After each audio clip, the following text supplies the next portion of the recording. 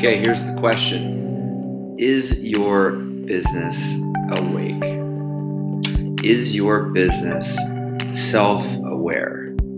As an entity, as an organization, are you collectively self-aware of the impact your activities have on your community, your people, your customers, the environment? Big questions, right? And this is the concept of conscious business, also often referred to as conscious capitalism, reasonably associated with the concept of corporate social responsibility, CSR, and all of this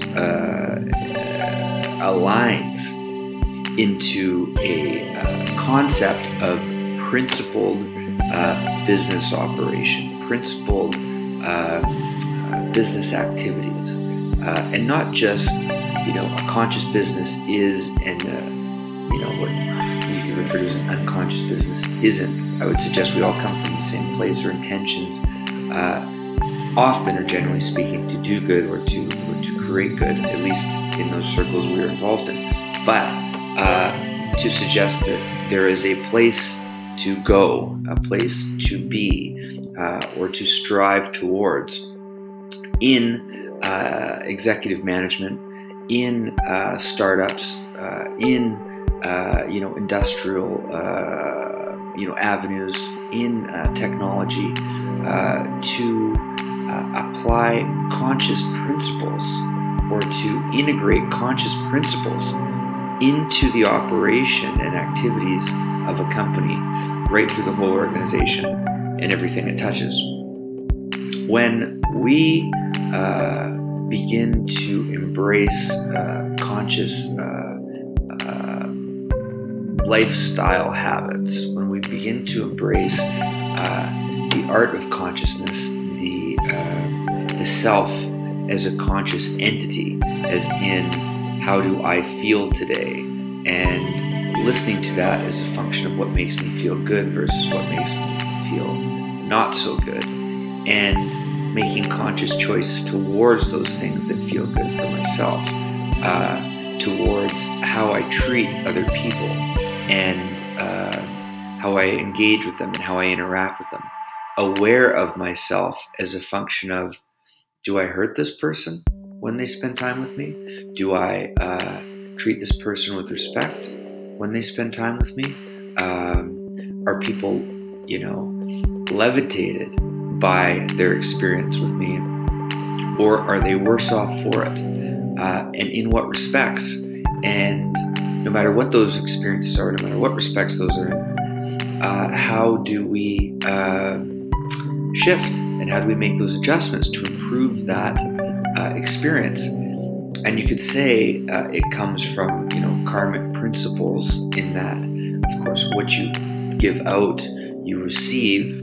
The reason for this, just to digress a touch, is that what we experience is us, right? What we have around us is us. It's a mirror of us. So when we treat ourselves with love, our experience shifts in that same respect and that same philosophy. And it gives us that back, right?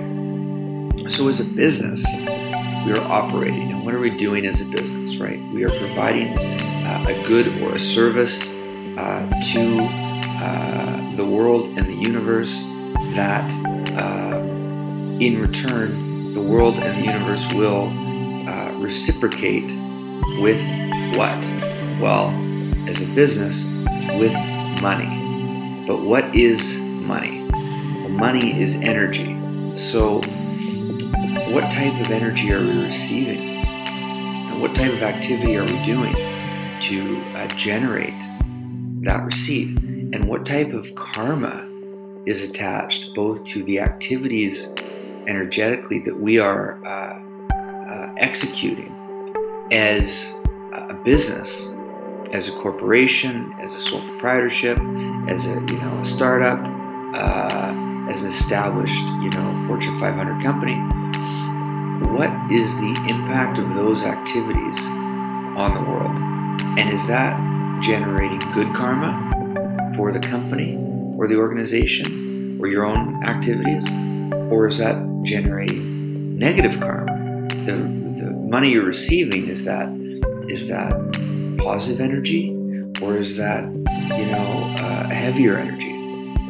You can go into very industrial-minded companies, and for analytical minds, it's a great environment, kind of the puzzles and systems and things like this. And I blend back and forth because I'm certainly a creative and I'm a visionary type. I have many ideas that I channel and come through my being, and that I ground and share and create with for sure. But I'm also very analytically minded, in that I do ground those ideas in some sort of principled, rhythmic, structural system, right, to manage these things. So it affects all different organizations. But when you do move into these more industrial-minded things, you can find there's a certain energy or vibration to it, where when you deal with certain types of other activities, there can be a certain type of energy or vibration to it. The trick is to be working in something that we feel great about, right? When we're working from that place of love or passion, and both, in fact, we feel a certain way, right? We're lit up about that. And we can all find that in different places. But the question of whether we're filling ourselves up with self-interested love and passion, a self-interested, ego-minded, we'll say almost, activities. I want to make more money at any cost, right? Like, let's get in there and let's just let's just pillage or whatever. And I want as much money as humanly possible. And that's your motivation. Many of us are aware of experiences when we've dealt with people that are motivated solely by this motivation, that it's a different type of energy to experience, because it's money at any cost, right? And when we deal with someone like that, we go, whoa, hang on a second. Like, there's no limitation to what you would do for that. So how dark does that get, right? And many of us, at least the people that I know, don't deeply resonate with that principle because of that element, that experience. So, that residue of that experience, just dealing with people that are motivated solely by that. And when you are that person, and I have been that person myself, who is motivated solely by money, right? You get to a place where you have a bunch of money and you still feel empty, because the activity you're operating in to get that money, the work you're doing to get that money, is still not connected to your heart and your deepest truth and your deepest passion, and quite possibly and likely then your deepest purpose, right? So you get to these places, and as I did, like, I have all this money, but why do I still feel empty, right? And what did I do to get that money? And how do I feel about that activity that I did to get that money? So you hit this place, right, where you can awaken as an entrepreneur. You can awaken as a businessman or woman, as an executive, and say, hang on a second, right? Money isn't enough. But when we're growing up, at least when I was growing up, this was a big thing. It was money. Money is the biggest thing. It's the most important thing. Of course, it's a big fundamental thing, and we respect it, and we honor it, and we recognize it for what it is, as a medium of exchange, right? Not the only medium, but a medium, right? And as a function of that, we go on our journey, and we're taught, and we are on the receiving end of this message that suggests that wealth, and success, and happiness comes directly as a function of money, and focusing on that, right? And then you get to that place and you go, that's not enough. And what is my business? And what's going on here? And then you ask yourself whether you're satisfied with what you've created. It's one thing to make money. It's another thing to have a positive impact on the world and make money, right? Because you can actually do both. And so the linkage as it pertains to conscious business and conscious business principles is, am I having a positive impact on the world through my activities? What is the residual energy imprint that I am sharing through my business activities with the world, right? Am I being admired, loved and appreciated for my activities through the business that I'm operating in? Or am I being spited, despised, hated, resisted, resented for those types of activities? Of course, the world being our mirror in our activities, our friends being our mirrors, our family being our mirrors. It doesn't take much to look around and say, what is the consensus of the mirrors around me, right? Are they all saying you're a shitty person, or you're at minimum doing a bunch of shitty things, we'll say, that people around you resent you for, by feeling that that activity is burdensome, or is heavy, or is destructive on others, right? And you'll see it, right? And you'll hear it, and you'll know it, as I did. And so the work is not solely, of course, just this adage of, don't care what other people think, and it's not about what other people think, but we're a community, right? Globally. We are all connected globally. And where we go as a species, as a civilization, right, from this moment forward, is up to us collectively. Without boundaries, right? We have physical borders, but we have technological bridges, right, that bounce through and past them. I can speak to anyone from any part of the world in a moment's notice, now, the way we're connected. And that integration of connectedness, which we already all are energetically, is just beginning, right? So with that collective consciousness we're developing, that collective power, right, as all of us, 7 billion plus of us around the world, working on something together, what is that we are building? What is that we are working on? What is that we are seeking to achieve collectively together, right? And within that, these, microcosms of regional interests and regional business, creatives and minds and executives and entrepreneurs, this microcosm of types of businesses, right? Be that energy, or be that nutrition, right? And food supply, be that water, be that technology. I could carry on. I mean, so many different sectors, right? And so within these sectors, what are we doing? What is occurring? What are we seeking? Are we resisting, or are we embracing the evolution of our processes in these sectors?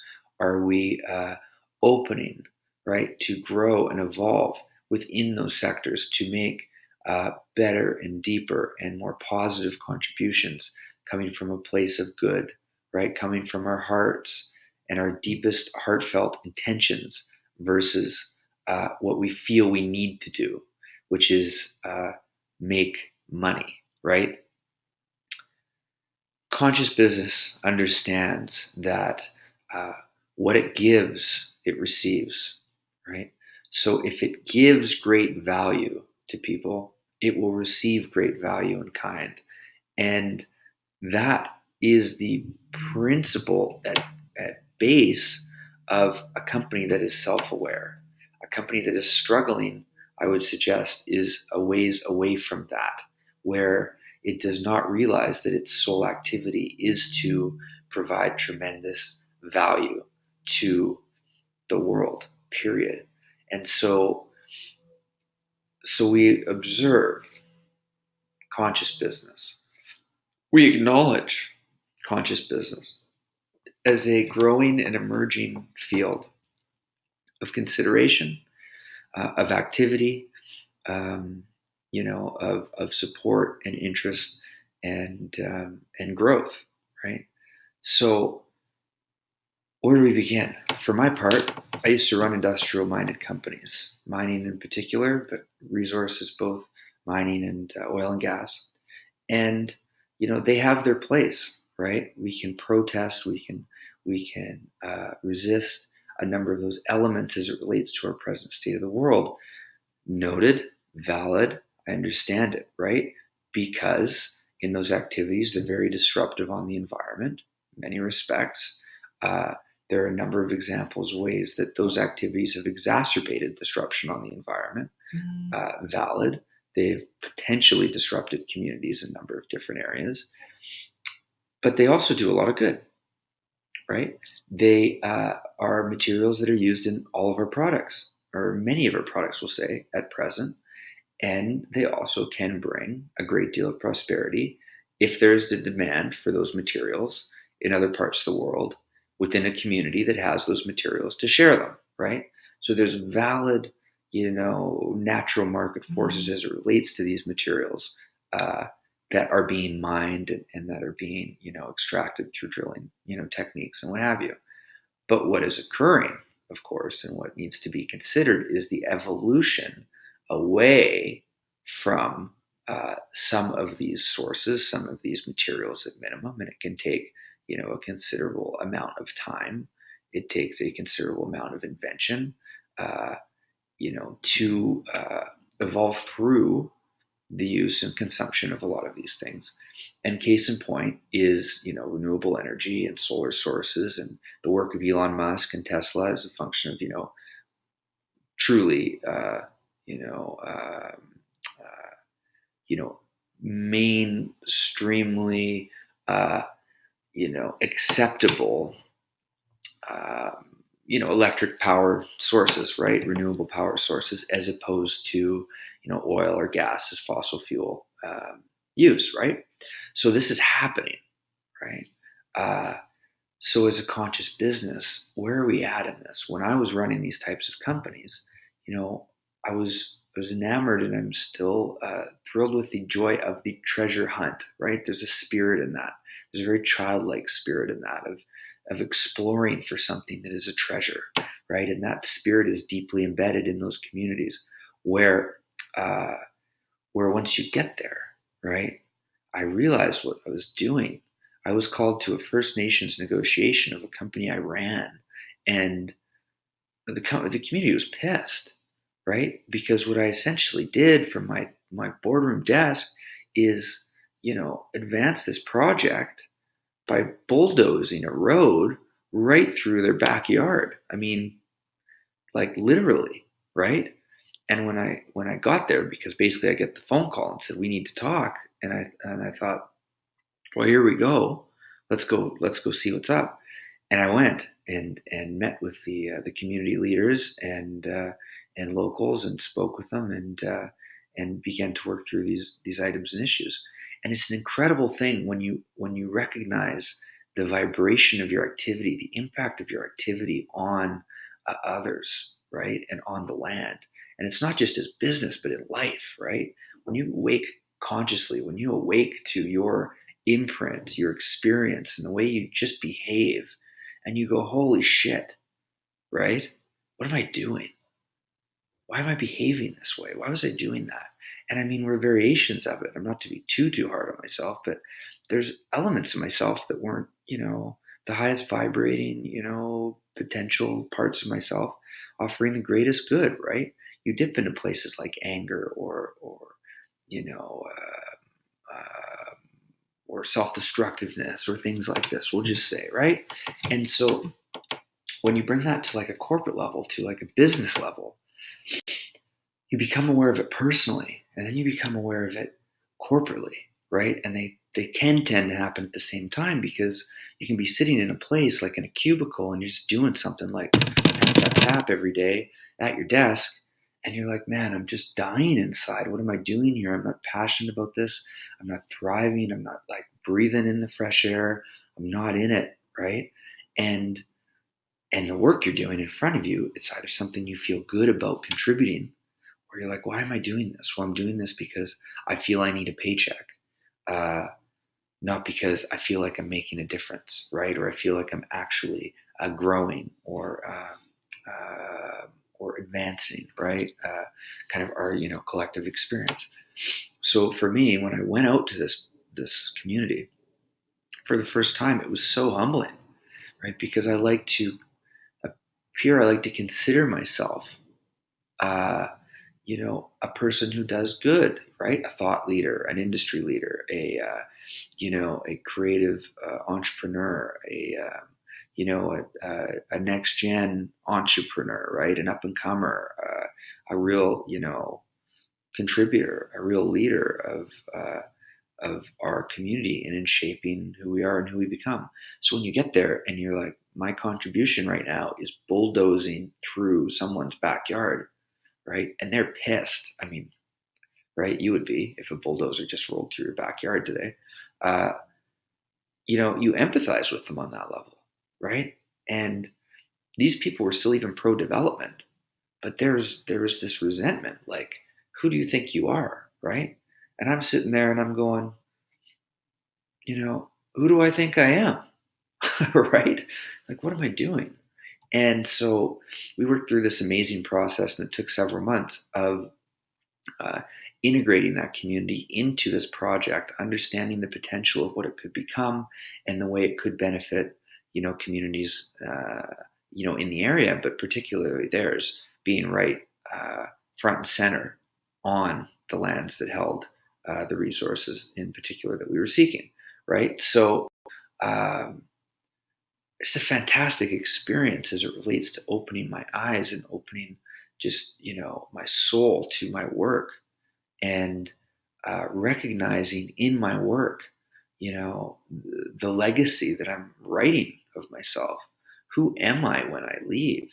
Why am I here? Right? What is the impact of my work in my lifetime that I am privileged to offer and to provide and to create with? What is that?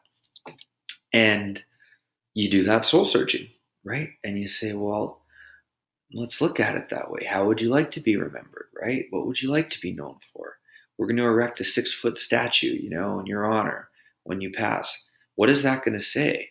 Is it going to say, Jimmy was a jerk, right? This guy, stole from people. They say this girl couldn't be trusted. This person didn't care about anyone but themselves. I mean, right? Who wants a tombstone, right? Who wants a statue, right? Erected in their name, honoring their life, that speaks these types of horrors, right? I mean, no, thank you, right? This is an opportunity, for me and my experience to live a life that makes a difference. When we grow up, we've always read of these like fantastic, hero archetypes that have made these amazing discoveries, these amazing inventions, things like this. And they're fantastic stories, right? And they inspire us to be better ourselves. They inspire us to reach for those achievements ourselves, because we can. So why don't we? Why aren't we? Why wouldn't we? Right? So a conscious business. What are we doing today? What is our contribution?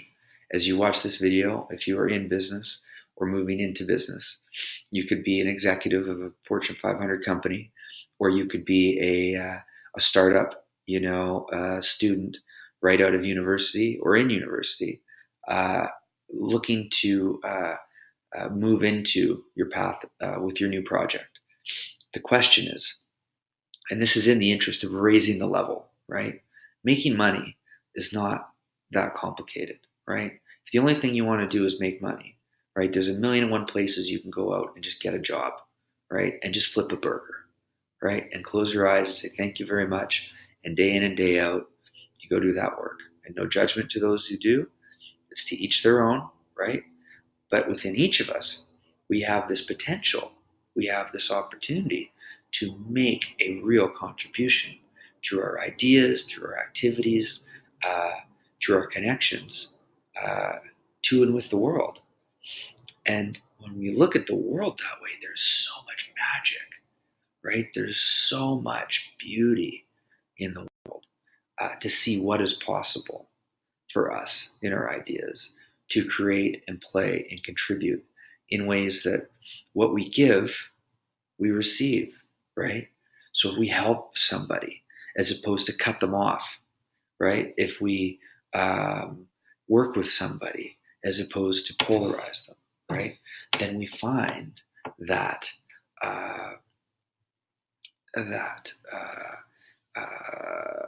we enjoy our whole experience so much more, right? It's what we all seek, right? We do seek that harmony of experience, that comfort of experience with others.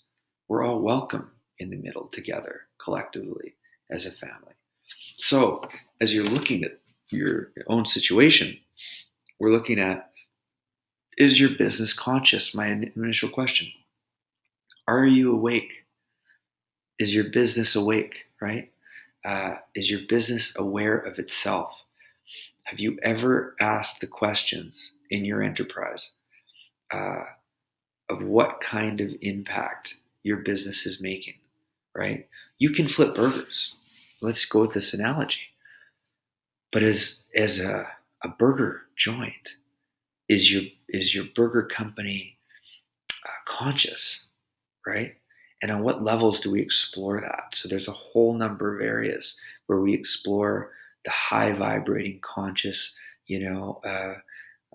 thriving mindset of an organization, to move from an unconscious, right, and destructive and greedy and purely money driven and money minded business activity to a high vibing, conscious, aware, inclusive, I would argue sustainable, but not necessarily essential, but I would argue sustainable operation, right, that is providing great value to others. Okay. So let's look at the hamburger joint analogy as it's emerged here, which makes a lot of sense. Number of different areas we can look at as it relates to exploring your business on conscious levels, exploring whether your business is conscious or can become more conscious in its activities and therefore reach to make greater and deeper positive impacts on your customers and your community and the world and the universe at large, right? To their benefit, and of course, by the laws of the universe, reciprocating back to you in equal or greater benefit as a function of those contributions, right? Easy to understand, simple enough. So what categories do we look at? First off, does your company have a mission, or does it provide a certain impact, right? You have a burger joint. Your mission is to what? On the lowest, and I'm not going. Maybe you shouldn't use lowest. So I'll adjust. But on one end of the spectrum, right, more unconsciously minded is the obvious. This burger joint serves burgers. Great. Okay. So no problem. You trade a burger. Somebody gives you $1, right? But now, what about the other end of the spectrum, right? A conscious burger company, right? And I'll get into animal type, choices and stuff in a moment. But on the other end of the spectrum, maybe your burger joint is a vegan joint or a vegetarian joint, right? Because consciously you understand that there are major abuses in the food supply as to how animals are treated in mass, food movement, right? Doesn't mean everybody will hold their own beliefs as it relates to food. I'm a vegan, right? But on one end of the conscious spectrum and in conscious, circles and communities, people are aware that this exists. And as a function of that, choose consciously not to consume foods of that nature. I am one of those people. And as a function of that, my burger joint would not have actual burgers, but would be plant-based, vegan-minded burgers with brown rice, with nuts, with whatever else I choose to include in it, right?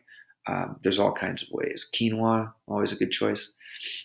So we're not participating in harming animals, okay, in the processing of and preparation of our foods.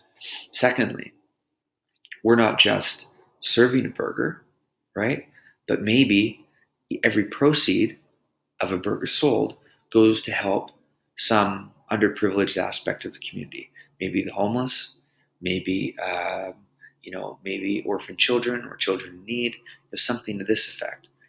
You could sell a burger and take your money, right? That you receive as a function of that. But a conscious business takes it a step farther and says, I appreciate the dollar and I understand the worth and the value of the dollar.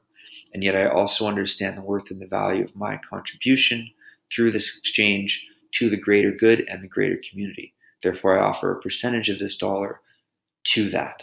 Okay, that is a conscious activity, and as a function of that, then what is your mission, right? So I started a burger joint, and this burger joint is conscious, is plant based, as I've said, has a social component, social contribution associated with it, and now what? What is my mission?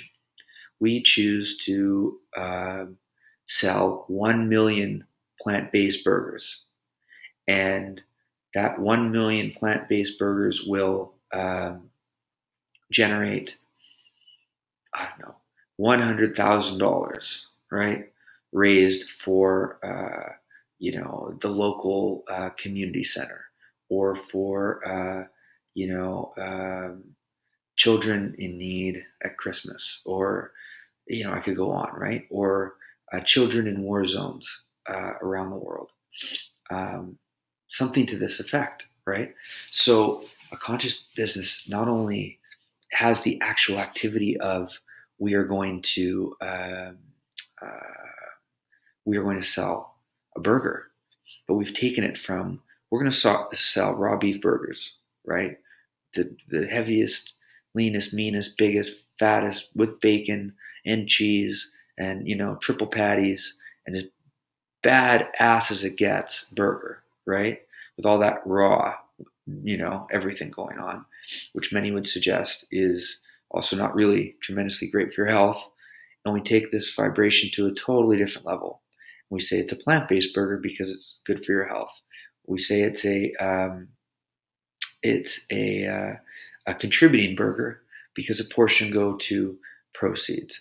And then we have this overarching mission associated with our activity, which guides us daily in the activity of selling as many burgers as we can, right? And as a function of all of that energy, right, you establish this burger stand, this burger joint on the street corner in your city, right? And you put these principles associated, you attach these principles to what you're doing. And you stand up and you say, we are a burger joint, but we are not just a burger joint. This is our mission. This is why. What kind of reciprocal goodwill do you think you'll receive from that intention? You could be just a burger joint on the corner, and you'll build relationships, and you'll build relationships based on camaraderie and common interests and friendships and things like this that you'll make with just people that'll eat your burgers, right? I get it, and that works, and you make money and all that good stuff.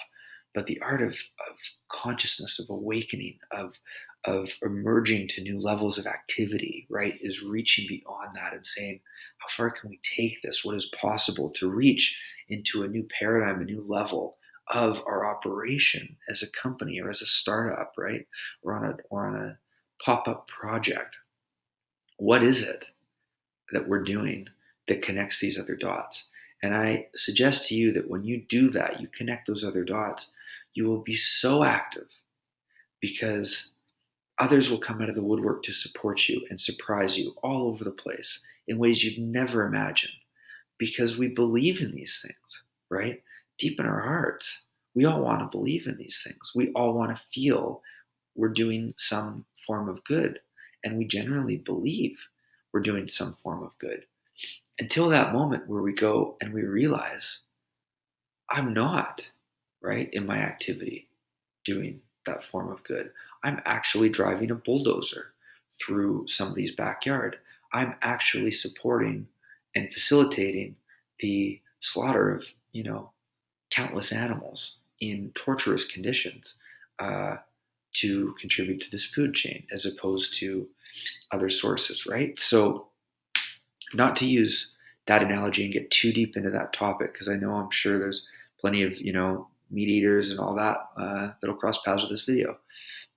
I'm merely seeding the suggestion as an example on how we go deeper as a conscious company to become self-aware of our own activities as it relates to the way we share what we're doing, products and services, and reciprocate those with the world, right? So, mission and impact. What is your conscious mission of your company? Attach one, I'd suggest to you, to your company, and take this perspective of not marketing your company because it's going to make you money. Market your company because it's going to do some form of good for the world, and watch the difference, right? Watch the shift of those who join your mission because they want to get involved, they want to contribute, they want to experience that energy too, and they're improving or growing or developing their good karma as well as they're doing this. So your tribe grows in an exceptional way, right? Where at the end of the day, it's like, how do we do on this venture? You sell your burger joint and you go, wow, we've got 50 locations now. And those 50 locations each sold 1 million burgers, which then raised, $5 million, right? For the community center or for, children in war zones or what have you, right? That's something to be proud of if you ask me, right? In my opinion, that's something that gets me out of bed every day, to know that I've helped someone else, to know that I have done something of value to the world and with the world and in the universe, than just to say, I've lined my pockets today. Look at me. I'm making it rain, right? Look how much money I have. I could have all the money in the world, right? But in my heart, still be broke if I am not executing or operating an entity or contributing in a way that has deeper meaning or value or contribution, from and through my heart, right? So, it's a big thing. Okay, so conscious capital, conscious business. Another way to look at your business is operations. How do you run your operations? Is everybody working in a cubicle? What are those conditions like? Are your people happy? Do you listen to them? Are they paid fair wages? Are they working overtime? Are there benefits associated with working with you? Is there upside potential for them to grow, both in their careers, but also financially as a function of performance? Do they have some form of autonomy, flexibility, independence within the organization so that they can also achieve and thrive? What is it, right? And how does that operate for you within your company? If it is iron fist, right? If it is dark and it is cold, then you will not, receive the best from your people. They will not be impassioned about their work. They will not feel fulfilled in their work, and you'll have, I would suggest to you, a very low vibrating environment with marginal potential productivity from the collective contribution of all these people, right? So, operations. The culture, it's an extension of operations, but these are just some of the areas. I'm just going to touch on a few for the sake of this discussion. We can go a lot deeper, and surely on this channel and with this channel we will. But culture, how do people get along? What types of people are in there? Is everybody forced to wear the same suit every day? Or do you celebrate creativity? Do you celebrate, uh, diversity in the workplace, right? Or is everybody same haircut, same tie, same suit, right? What happens if you said, everybody wear a suit, but pick your own suits? Or what if you said, everybody wear whatever the heck you want and dress however the heck you want and be whoever you want? Wear flip-flops, but just, contribute in the sense that you're achieving your activity. We'll get to this a little bit more, but it's culture. As you look at me, here I am talking about conscious business. I'm wearing a ball cap. Like, who cares, right? I mean, honestly, right? If you're judging me because I'm wearing a ball cap as we're talking about this, and you feel that based on everything I'm sharing with you right now, you can't receive it as a function of the fact I have a ball cap on, I appreciate that, and that's valid for you. But the reality is that I would suggest you need to do a little bit more of that work and soul searching as a function of what's important, right? Is what I'm saying important? What I'm doing important? Or is how I look most important to you, right? One's on the surface, and the other two are actually the substance of what I offer and provide. So if you see past that, then away you go. And knowing me, if you know me, or as you will come to know me, and if you ever work with me, you will come to understand that when I am expressing myself creatively through fashion and through my style, it is simply an extension of those creative juices that are flowing within me.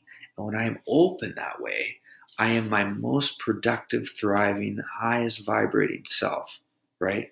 That is bringing you the most every moment and everything that we do together in business, right? So if you're an executive working with me, you'd be like, Chad, get to that state. What does it take to have you in that zone, right, of rocking it out of the park every day? Than to say, hey, right, why do you have those shoes on? Right? Hey, what about that haircut? Like, forget it, right? If you work with me, you wear whatever you want. You work wherever from you want. Just if you're contributing or not is the differential, right? If you know what you're doing or not is what we'll measure that on, right? If you're completing your work or not, it's what you measure it on. It's expected of me consciously that you being involved in my sphere to create that, that you know what you're doing and you're responsible enough for yourself to make those appropriate choices to get what you need to do done. Very simple, right? Now, within reason, obviously, I would appreciate if you just had a shower once in a while, and that at least you're reasonably tidy, hygienically, right? I feel those are base asks, but it also depends what you're doing, right? Maybe you're just in the bush all day, right? How do we operate consciously out in the outdoors? A little bit different, right? Jump in a lake. I'd encourage it, So it's these types of areas. And many people are like, oh, what are you wearing? Or I've had all of these types of people, of course, say like, cut your hair or shave your beard or put this on or whatever. It's like, that's not who I am. I'm a creative, right? I channel vision and ideas. Like I'm abstract. I'm shapeless, right? I'm shifting. I'm flowing. I'm not structure. I'm not in a box, right? And so many of us are like that. Yet so many cultures, corporate cultures, create a box and say everybody fit in this box. And unfortunately, what it does, on one hand, it can create an association. I get it. There are very conscious ways to create association without suffocating creative, activity and endeavors. But on the other hand, it closes people in, right? And it muzzles a lot of what's possible when their spirits are fully thriving and open and releasing. So culture. Sales formulas, right? Are you pushing for sales or are you attracting sales, right? This is another category. How are you generating business, right? Are you putting the light up and saying, this is the magic we provide, right? And sharing that with people in a way that they feel comfortable coming to you. Or are you on the phone going, look, man, you got to pick it. You got to do it right now. This thing's the best thing. Are you going to do it? Come on, I'm going to come over there. Are you coming? Like, let's go. And this hard pressure sales tactic. And most people in sales understand this, at least the successful ones, very well, that, they spend their time on building the relationships every day and seeding those relationships to open up opportunity, as opposed to hard sell and forcing. And, that really boiler room, that really heavy, intense pitch, right? Once you establish the relationship, once there's a bond, a trust is established between the two parties, that you can trust this person, that they have your best interests at heart as well. Okay, that's conscious. Not that they're just going to take advantage of you. That's unconscious, right? That's low vibrating. And we all need to move through that, because there's been this vibration of many who've taken advantage of others and who do take advantage of others. So I'd suggest this awareness is growing, and even by way of my sharing it, it'll continue to grow. Hence, part of my contribution even in this video, right?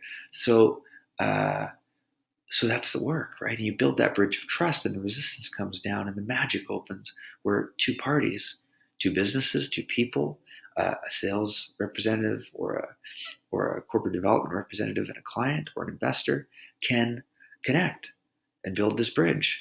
And the respect of that bridge within the whole organization is what establishes real business, and what helps and fuels a real company to thrive, right?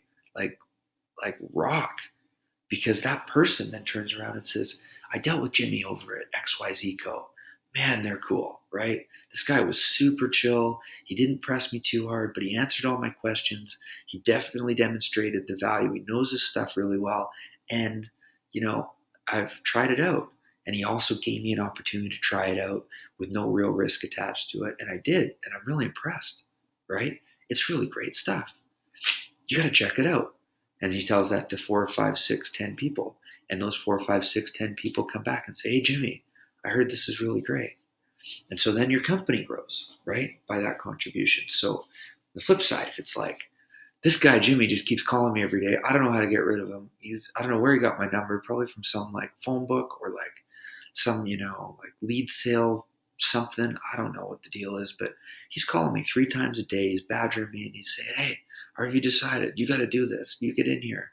I'm very comfortable about it. I feel I should report the company to Better Business Bureau or something to this effect. Which response as a sales agent, as a salesperson, would you wish to experience from your activity? A conscious sales team builds relationships, and builds relationships directly aligned with the value they are providing, the value they are offering to that potential client or that interested party, with a focus on how it benefits them, 100%, as opposed to getting the sale and making the money, closing the business. And they are not actually closing business of any consequence until they've done the work to begin seeding those high quality relationships, right? Starting right now, if you're a salesperson watching this and you're going, wow, I'm going to shift. Yes, and start right now. And do it from a place of something totally different. You can call one of your prospects and they love baseball, and you know what? You can just say, hey, how's it going? How was the ball game last night? Or hey, I saw the ball game, right? Or maybe you're interested in baseball and they are too, right? That's the bridge, and that matters, right? I've had sales-focused discussions or business partnership discussions or negotiations where we've had an hour meeting, and for 50 minutes of it, we talked about nothing that had to do with the business, right? And everything that had to do with just getting along and telling stories and connecting as people that care about each other genuinely and each other's interests, and honoring that space. Where in the last 10 minutes, we strike a deal because we're both sophisticated enough to go, well, here's what I want, and here's what I want. We go, well, how about this? How about we have it down the middle, and this looks good, and bang, bang, and away we go. And you go, great. Yeah, I'm cool with that. Yeah, I'm cool with that too. High five, handshake. I'll see you at the game, right? Yeah, I'll see you there. Cool. Talk to you later, right? Boom. Different vibration. Now both parties feel good, right? Not one or both walking away. One saying, I didn't get the sale. and the other walking away saying like, man, that guy is like tough to deal with, he's just all over me. So sales, executive style, management style, again, a little bit more like operations and culture, but how do you treat people? How do you treat your clients? How do you treat your employees? Do you work with them? Do you listen to them? Do you challenge them? Surely we all need to challenge them, but how do you challenge them, right? Do you yell at them? Do you cut them down? Do you embarrass them in public? Or do you pull them aside? Do you have a quiet moment? Do you coach them when no one else is listening, right? Do you encourage them to try new things, which inspires them and opens them up creatively? Or do you tell them this is the way it's going to go? I don't need any ideas from you, and that's it. Thank you very much. Executive style, conscious executive work. I'm a conscious executive. I meditate, I do yoga, I nourish myself well, I don't use substances, and so generally speaking, I am steady, right? In my presence and my energy. I challenge those I work with to be their best selves, and I work with myself to always be working from that place to be my best self. Always, right? So this is how we raise it as an executive with executive style. Be good to the people around you. The people around you will be good to you, and do that on any level. Give without fear. Feel big with yourself about giving. Just throw it out there. Don't be afraid. It's all coming back. As soon as you start getting afraid of giving, everything's going to seize up. Everything will seize up. Give, right? It's coming back. Always does. Work location, another conscious, area, another conscious characteristic to consider. Where do you work, right? Is it next to a train? Is it next to a freeway? Are there windows, right? Is it ventilated? Is it comfortable? Is there a couch? Are there cubicles? Is it open floor plan so people can collaborate? Is there a kitchen, right? Are there food sources there that are healthy? Is there parking? I mean, all these just various things, right? But how and where do you work? I work from wherever I want now. It took me a while to develop this ability, right? For a long time, I was working in an office, and I had an office, and we honored the office. And offices have a place. I get it. But I would suggest to you that offices can also really be glorified jail cells, okay? Bold statement, flat out. I've got this laptop. I can go work from a coffee shop on a sunny day and be just as productive as if I'm sitting in an office. And then I see somebody I know walk by, right? Then we talk some business, or I meet somebody new sitting next door to me from my table. And they tell me a new story about who they are and what they're doing in their business and how I can help them and they can help me, right? And so we're building. So we're out there, right? So this virtual model, high vibrating, come back and connect. You can have video conferences from wherever you are. But, this is the thing. Review your location, how you're working. What else? Investing. Let's get a little deeper into conscious business. As we invest or as we shop, right? Are we supporting companies that embody some of these principles, that are open creatively, that treat their people very well, that provide great value, that have attached, social contributions to their work and their activities, that have a positive impact, generally speaking. An example. I don't drink anymore. I used to drink. For a long time, probably some nearly 20 years, right? And regularly and actively and all those things. And, eventually I just felt terrible doing it. I have no need to have a drink, no want. If I ever had a drink again, I would never, shame or guilt myself as it relates to that. I just have no interest. It doesn't serve me, where I'm at. So for my part, I was invited to participate in investing in a popular restaurant and bar chain, right? And this chain was thriving. And the market they were moving into was a no-brainer, right? It was fantastic. And the business was going to do exceptionally well. But I reflected on that, right? And I said, thank you for the invite. And ultimately said, but no, right? I I won't participate. I won't be able to participate. And I didn't necessarily go into the full. And here's the reasons why, because I'm not looking to, project, right, any sort of negativity into that environment. And they've done some real good. Ultimately, some real good came from that. But it wasn't something that I was comfortable with, making my money by selling alcohol to people when I'm not interested in drinking myself. And I don't believe in drinking for myself. So I declined. Now, ultimately, this business has gone on to thrive. They've opened 3 or 4 more locations. There are lineups outside the doors every day, and they are doing within that some form of social, cooperation or social contribution, and what have you. But that said, still by way of, the deliverable mechanism, right? I'm still gun shy about that, and so I don't. So I'm conscious of the choices I make, both as a consumer and as an investor in companies and projects. And so this is another area of conscious business to explore and consider. So there you go. Conscious business, the principles of conscious business, the awareness of conscious business. Dive into it, explore it, rip it open, rip your own activities open, reach farther with them.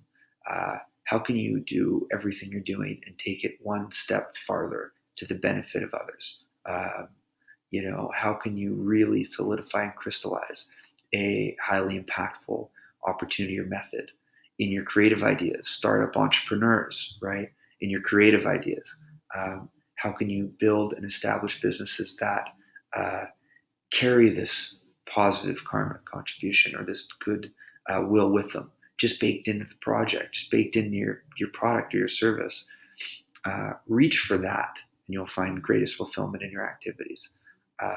Reaching for simply, I want to make money, and you'll always fall short.